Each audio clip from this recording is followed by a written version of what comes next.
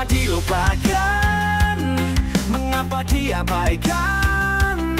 Mengapa ingin digantikan? Jangan pernah melupakan budaya sendiri.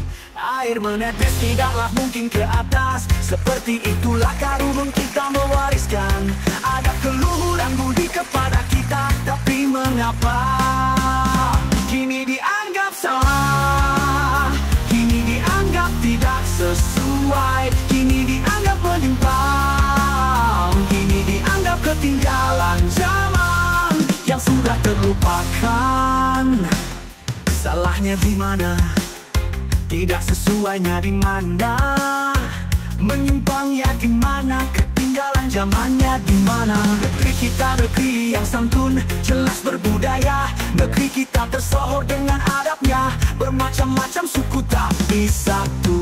Tidak seperti negeri luar sana. Katanya mengerti agama tapi kekerasan, peperangan, pelecehan merajalela. Kaum wanita dilecehkan, dianggap pemuas nafsu binatangnya. Kenapa harus ditiru? Kenapa harus digugu? Kenapa harus diikuti? Katanya ngerti, katanya paham tentang agama. Untuk apa beragama? Untuk apa berilmu? Untuk apa merasa suci tapi kelakuan bejat hancur? Apa itu artinya?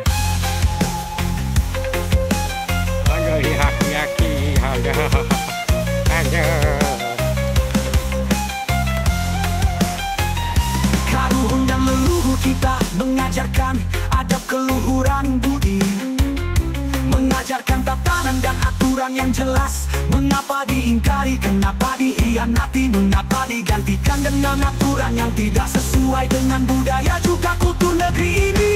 Hati-hati terjebak keilmuan tanpa mau mencari pengetahuannya.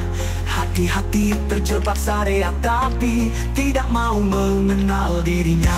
Janganlah membutakan diri, janganlah merusak diri. Ingatlah ada yang hidup pada diri. Janganlah terjebak dengan kehidupan.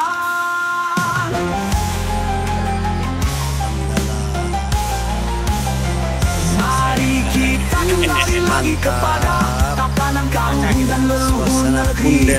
Mari kita kembali pada ajaran karuhun dan leluhur negeri. Jangan melupakan, tapi harus jelas rundayan sejarahnya. Tapi harus jelas aturannya. Karena sesuai Wangsit Siliwangi banyak sekali sejarah yang tertukar dan ditukar pada saat itu.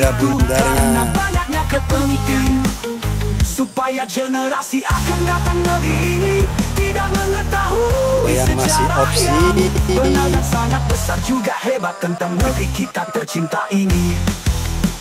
Nusantara, Nusantara, semoga pengisinya kembali lagi kepada budaya yang sebenarnya negeri. Silih hasa, silih hasu, kembalinya jiwa-jiwa Siliwangi.